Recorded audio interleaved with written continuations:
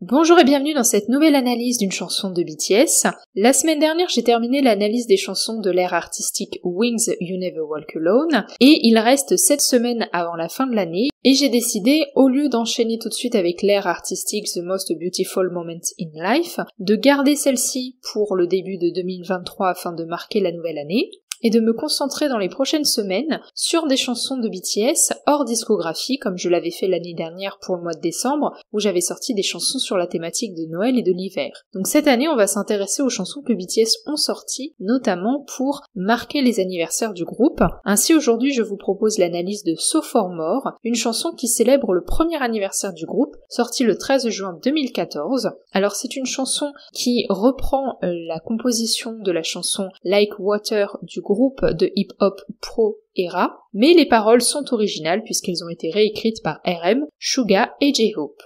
La chanson commence avec les paroles suivantes. Même quand une année passe et même quand une autre année vient, toi et moi allons marcher à nouveau sur la même mélodie. Même quand la nuit vient et même quand elle passe, notre performance pour une meilleure vie va continuer. Les premières paroles font référence à cette année qui s'est écoulée depuis les débuts du groupe. Dans le toi et moi qui sont présents dans les paroles, on peut y voir une référence aux ARMY. BTS souhaite continuer à avancer avec leurs fans. On a également une évocation des moments difficiles à travers la métaphore de la nuit qui va les symboliser. BTS affirme ainsi son désir de continuer à performer malgré les moments difficiles. Donc les premières paroles, elles marquent à la fois le premier anniversaire du groupe et l'envie de continuer ce qui a déjà été fait depuis un an, notamment avec les fans. Puis on arrive à la partie de RM. Je ne veux pas mentir, je ne veux pas faire une telle chose. Mon rêve est au-dessus de la Seoul Tower, mon esprit est sous le rez-de-chaussée. Étant devenu un otage de la vie, j'ai décidé d'être ambitieux. Se perdre et errer est mon passe-temps, chaque jour je me sens dépassé et dépassé. Comme les loyers mensuels, ma solitude est impayée. Si tu connais l'antonyme de la solitude, fournis-le-moi. Les paroles de ce deuxième passage montrent l'envie de RM d'être honnête avec les fans, notamment concernant son état psychologique. On a une référence à la Seoul Tower, qui est le bâtiment le plus haut de la ville, ce qui permet de symboliser toute la hauteur de ses rêves. Et dans la même phrase, on a une opposition avec le sous-sol, qui symbolise l'état d'esprit de RM, donc on a vraiment cette différence de grandeur, cette différence d'échelle, entre d'un côté ses rêves, et de l'autre son état d'esprit. On voit que l'état d'esprit ne suit pas du tout. Plusieurs phrases font état du sentiment d'être perdu et du sentiment de solitude. Ce qui apparaît comme étant le moteur de l'action de RM malgré toutes ces choses négatives, c'est l'ambition, qui va quand même le guider. Toutefois, cette ambition ne met pas fin à la solitude. D'ailleurs, on a une métaphore qui la concerne, celle des loyers impayés. Comme les loyers mensuels, ma solitude est impayée. Le terme coréen utilisé peut décrire quelque chose qui est soit en retard, soit empilé. Ainsi, on peut comprendre la phrase de la façon suivante, comme la façon dont les loyers mensuels prennent du retard, ma solitude s'est accumulée. Ce passage se termine avec la notion d'antonyme. Si tu connais l'antonyme de la solitude, fournis-le-moi. Antonyme, c'est un mot qui désigne un mot qui a un sens contraire à un autre. Par exemple, le chaud et le froid sont antonymes, donc c'est le contraire de synonyme. C'est une façon littéraire pour RM de demander une solution concernant sa solitude. Il y a beaucoup d'endroits auxquels j'appartiens, mais pourquoi est-ce que je n'arrive pas à trouver le vrai moi nulle part? Qui le sait? Tu le sais? Tu ne le sais pas, je sais que je ne sais pas. Ça fait déjà 1 an mais je ne peux m'y habituer, peu importe combien j'essaye, chaque jour debout devant le miroir et touchant le côté de mes lèvres, je me demande, es-tu vraiment le Kim Namjoon que tu connais? Je devrais probablement tout laisser tomber. Ce nouveau passage permet à RM de continuer d'aborder encore le sujet du sentiment d'être perdu et de la solitude, notamment concernant des questions sur son identité. Au moment où la chanson So For More sort, c'est un jeune homme en pleine recherche de son identité, il a tout juste la vingtaine et ça fait 1 an qu'il est devenu un personnage public lorsqu'il a débuté avec le groupe. Donc on comprend pourquoi ce questionnement. On a une image très forte, celle du reflet dans le miroir, elle est très intéressante parce que elle est très facilement associée à l'identité. On a vraiment une scène qui se dégage, qui se dessine sous nos yeux, on peut presque voir RM se regarder devant le miroir, se toucher et se demander mais qui suis-je?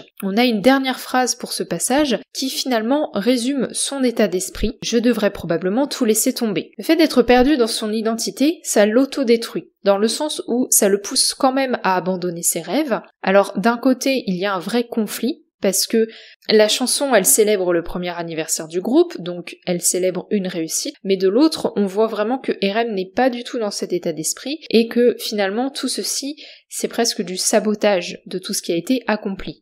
toute mon agonie, introspection, peur et même la responsabilité d'être un leader, ces choses que je connais très bien mais que je ne peux déposer, les inévitables amis de ma vie, tu sais quoi, le rap n'a pas à être rapide pour être du rap, et il en va de même pour la vie. Nous mettons tous de l'huile dans de l'eau parfois, je me demande pourquoi les montagnes qui sont les objectifs, le succès et mes rêves ne s'approchent pas de moi, je me sentais impatient parce que l'eau ne se transformait pas en feu même si j'ai essayé si fort. Au début de ce nouveau passage, RM continue en énumérant tout ce qui lui pose souci dans sa vie. On voit ce besoin de réponse à son identité, on voit également la responsabilité d'être leader, quelque chose auquel on ne pense pas forcément, mais c'est vrai, ça fait 1 an qu'il a endossé ce rôle de façon publique, c'est quelque chose de très lourd, surtout lorsqu'on a à peine la vingtaine. On a une phrase très intéressante sur le rap. En tant que rappeur, il connaît les différents styles de rap, il connaît également la vision que les gens ont du rap et les critiques qui peuvent y être adressées. Il essaye de démontrer ici que ça ne repose pas forcément sur la vitesse. On a également l'image de l'huile et de l'eau, 2 éléments qui ne peuvent pas se mélanger, qui permettent à RM de dire que parfois dans la vie il y a des choses qui ne se mélangent pas. Et c'est précisément la situation dans laquelle il se trouve, puisqu'il aborde ses rêves de carrière dans la musique, symbolisés notamment par la montagne, qui permet de retrouver encore une fois cette idée de hauteur, cette idée d'échelle impossible à franchir, et l'image de la montagne c'est aussi intéressant parce que c'est une illusion d'optique finalement. Quand on s'avance vers une montagne, on a l'impression qu'elle se rapproche, mais en fait on ne se rend pas du tout compte de la distance qui nous sépare du pied de la montagne, et parfois alors que la montagne semble se rapprocher,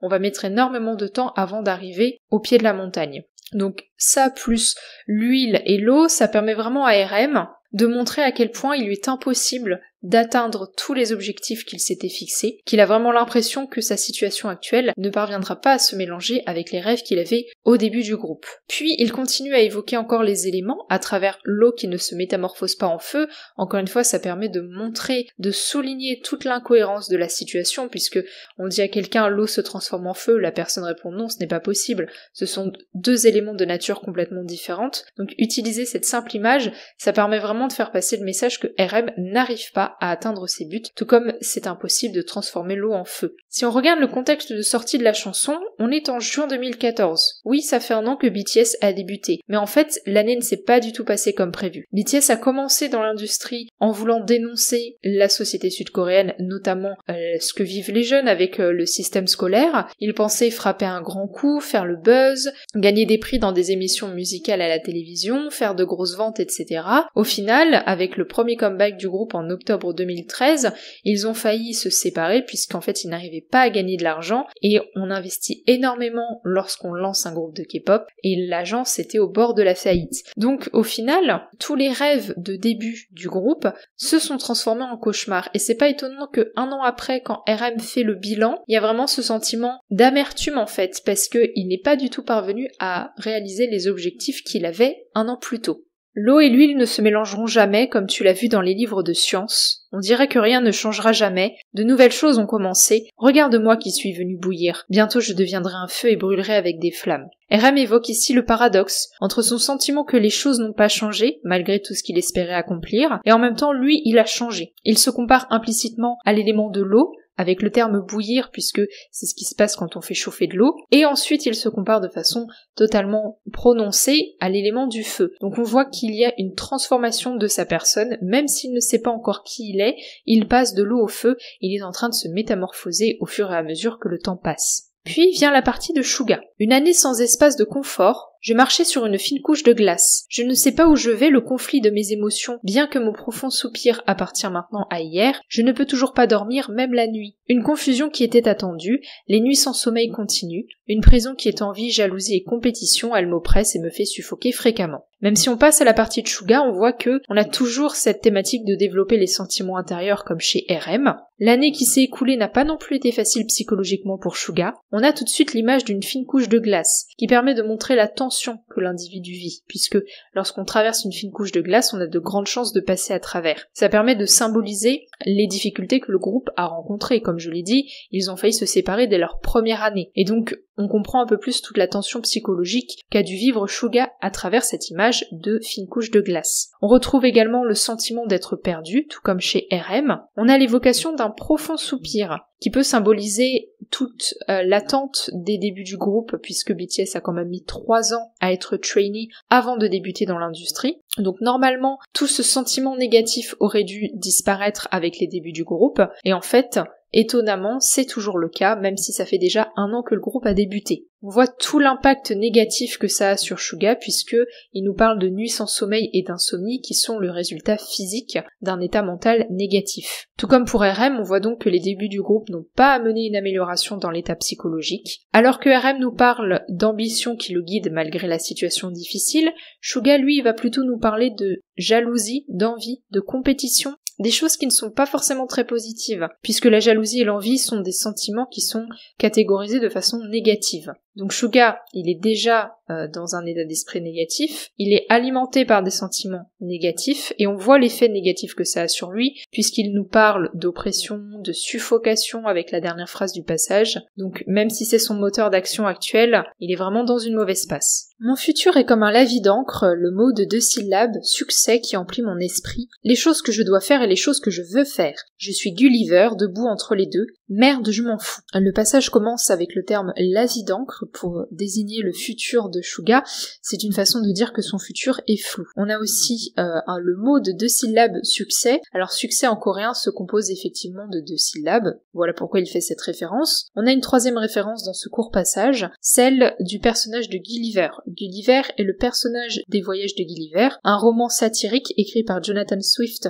en 1721. Gulliver voyage dans différents pays, il se retrouve dans un pays de nains où il est considéré comme un géant, puis dans un pays de géants où il est considéré comme un nain. Reprendre cette référence permet à Suga de montrer à quel point il ne se sent pas à sa place dans son environnement, tout comme Gulliver n'est pas du tout adapté aux environnements dans lesquels il voyage. Est-ce que j'ai atteint mon rêve ou l'ai-je perdu? Je ne sais toujours pas. Est-ce que j'ai repoussé mon rêve de succès? Derrière le sourire que j'affiche comme un idiot, la moitié de moi-même pleure. Ceci est la preuve de ma confusion concernant mon identité. Réalité et idéal, je deviens progressivement engourdi et frustré. Mon soupir grandit à cause de la soif et des conflits à propos de ma musique. La première phrase de ce passage est intéressante si on a un petit peu le contexte. Suga, c'est quelqu'un qui a commencé à rapper très jeune, donc c'était un rappeur avant de rejoindre Big Hit Entertainment et de commencer sa carrière avec BTS. Il faut savoir que en Corée du Sud, les personnes qui font du hip-hop, de la musique rap, etc. considèrent d'un œil très négatif les rappeurs des groupes de K-pop, puisqu'en fait ce ne sont généralement pas de vrais rappeurs, au sens où les agences assignent ce rôle à un trainee et lui apprennent à rapper. Donc Suga a fait face à beaucoup de critiques de la part de ses pairs quand il a débuté avec BTS. Il a reçu plusieurs accusations de s'être vendu à l'industrie en fait de la K-pop pour avoir du succès au détriment du hip-hop. On peut commencer à comprendre pourquoi il nous parle de Gulliver, il nous parle de son sentiment d'être perdu et de ne pas être à sa place, puisque oui, il a réalisé son rêve de débuter en tant que musicien, en tant qu'artiste, mais au final, il a un peu vendu ce qu'il était auparavant. Ce qui est intéressant avec le passage de Suga, c'est qu'en fait, tout ce qui concerne son identité ne sont pas liés à sa personne, alors que pour RM, c'est vraiment lié à Kim Namjoon, c'est pour ça qu'il emploie son nom civil dans son propre passage. Chez Suga, la question d'identité tourne autour de la musique, c'est symbolisé par la dernière phrase, les conflits à propos de ma musique. En fait, il ne sait plus quel genre de musicien il est, alors que RM s'interroge lui sur son identité en tant qu'individu. On passe maintenant au passage de J-Hope. Le temps écoulé que je ne peux ressentir occupé avec la vie, je n'ai pas réalisé les étapes que j'ai franchies pendant 1 an. Je suis malade quand le soleil se lève et la nuit j'écris encore des paroles. Je vis chaque jour ma vie comme si c'était une performance live, il n'y a pas de lipstick. Avec cet effort, j'ouvre la porte de mes débuts, plus je transpire, plus grande devient ma scène, les encouragements et les applaudissements, ce soutien est un cadeau pour moi. J-Hope évoque tout le temps écoulé, 1 an déjà, et surtout à quel point celui-ci a été rapide. On voit que J-Hope il est vraiment dans l'action, dans quelque chose de rapide, là où RM et Suga ont plus ce sentiment de perdition, et donc ça sous-entend quelque chose d'un peu confus, d'un peu lent. Là, J-Hope, il met 100% d'action dans son objectif, mais ça ne veut pas forcément dire que c'est positif en fait. On le voit avec l'évocation des jours et des nuits, la nuit qui est censée être un moment pour se reposer, il l'occupe à travailler sur sa musique. La journée, on voit qu'il est concentré sur la personnalité publique qu'il représente, donc on réalise petit à petit avec ses paroles qu'il n'a pas le temps de se reposer et il n'a pas le temps d'être qui il est en tant qu'individu, il est toujours J-Hope, l'idol K-pop. Il fait référence à un élément d'apparence positif, à savoir le soutien du public. Les encouragements et les applaudissements, ce soutien est un cadeau pour moi. Donc on voit que même si le début du paragraphe semble un peu négatif, il y a quelque chose de positif qui apparaît, et qui n'a pas été mentionné par RM et Suga. Mais si on regarde les paroles qui suivent ce passage, on se rend compte que finalement ce n'est pas si positif que ça. Comme plus d'attention est attirée, mes yeux deviennent déjà larmoyants. La pression et les gros soucis accompagnent. Je me sens accablée par la quantité d'amour que j'ai reçu, alors je suis nerveux chaque jour. J'ai un bon sens, mais ce n'est pas encore assez mature. J'essaye de me repasser, de lisser mon esprit ridé, de me rembobiner. Peu importe à quel point il y a de l'orage, Bangtan me réconforte. Mes pas vont me mener au succès. Je veux être maintenant. Ouais, je suis Sirius, brillant plus que les autres étoiles. À ce moment, je suis encore un born singer, je tiens mon micro. Ce qui est intéressant avec le passage de J-Hope, c'est que celui-ci parle de la pression liée à la relation du public, symbolisée par la phrase « Je me sens accablé par la quantité d'amour que j'ai reçu ». C'est une phrase qui est très forte parce que l'amour, qui est un élément positif, est ici représenté comme étant quelque chose de négatif. On a également un jeu de mots avec la phrase « J'ai un bon sens, mais ce n'est pas encore assez mature ». Le terme coréen peut signifier soit un sentiment, un sens, soit le fruit kaki. Donc ici on peut interpréter la phrase comme « Le fruit n'est pas encore assez mature, il a un goût amer ». Et effectivement ça correspond à la situation de J-Hope. Il n'est pas encore assez mature, il n'est pas encore assez bien dans sa tête pour recevoir positivement cet élément positif qui est l'amour du public. On a une autre référence qui est donc le soutien que lui apporte BTS, qui vient, je trouve, en opposition au soutien du public, parce que le soutien du public en apparence positive est finalement un fardeau, alors que le soutien de BTS ne l'est pas, c'est vraiment quelque chose qui lui permet de tenir psychologiquement face à cette situation compliquée. On a la référence à l'étoile Sirius avec la phrase « Je suis Sirius, brillant plus que les autres étoiles ». Effectivement, Sirius vu de la Terre, c'est une étoile qui apparaît comme étant la plus brillante après le Soleil. C'est aussi une manière pour J-Hope de dire « J'ai très envie d'être reconnu par le public, j'ai envie d'être un artiste qui va briller en fait par son art ». Et donc on comprend aussi pourquoi il est tout le temps dans l'action, tout le temps dans la représentation. Il a vraiment envie d'atteindre cet objectif, mais en même temps c'est quelque chose de très compliqué à supporter psychologiquement. Enfin, on a une dernière référence qui va clôturer son passage et la chanson, c'est la référence à Born Singer. Born Singer, c'est une chanson dont j'ai déjà parlé sur la chaîne. C'est une chanson que BTS a sortie un mois après leur début en juillet 2013. Born Singer, elle parle de leur début, du fait que ça y est, ce sont des musiciens dans l'industrie. Ils veulent être de grands artistes, mais en même temps, ça fait un mois qu'ils ont débuté, donc ils ne se sentent pas vraiment légitimes à être des chanteurs, à être des musiciens, à être des artistes. Je pense que cette référence à Born Singer, ça permet ici à J-Hope de dire « Ça fait un an qu'on a commencé, mais je ne me sens pas du tout en adéquation psychologiquement, au contraire, j'ai plus l'impression d'être le même que lorsqu'on a sorti la chanson Born Singer, alors que ça fait déjà un an ». En conclusion, on a une chanson qui est très honnête pour célébrer ce premier anniversaire du groupe. Les membres de BTS se livrent vraiment aux fans en expliquant tous les problèmes psychologiques qu'ils rencontrent et les éléments négatifs auxquels ils doivent faire face. Je trouve que ça correspond presque à une thérapie, cette chanson. Ils essayent d'être honnêtes avec eux-mêmes et avec le public. On voit déjà tout ce que ça annonce pour la suite, parce que BTS c'est quand même un groupe très porté vers la psychologie, la relation aux fans, et surtout, on a toujours cette notion d'honnêteté dans leurs chansons. BTS utilise leur musique pour parler d'eux-mêmes, se livrer, ça permet donc aux fans de se connecter avec le groupe, et de construire petit à petit un lien très fort, puisqu'ils se reconnaissent dans les témoignages difficiles que vivent BTS. Donc, à travers la chanson So For More, je trouve qu'on a à la fois le témoignage de l'état d'esprit de BTS au moment de fêter le premier anniversaire du groupe, mais on a aussi le témoignage de ce que va devenir le groupe par la suite et des sujets qu'ils vont aborder. J'espère que cette analyse vous aura plu, n'hésitez pas à me dire ce que vous en avez pensé en commentaire. Est-ce que vous connaissiez la chanson So For More? Qu'est-ce que vous pensez de cette chanson? Si vous avez aimé, vous pouvez laisser un pouce bleu et vous abonner si ce n'est pas encore le cas. N'hésitez pas à parler du podcast aux personnes autour de vous qui s'intéressent à BTS et à la K-pop. La semaine prochaine, je reviens lundi à 18h pour une nouvelle analyse.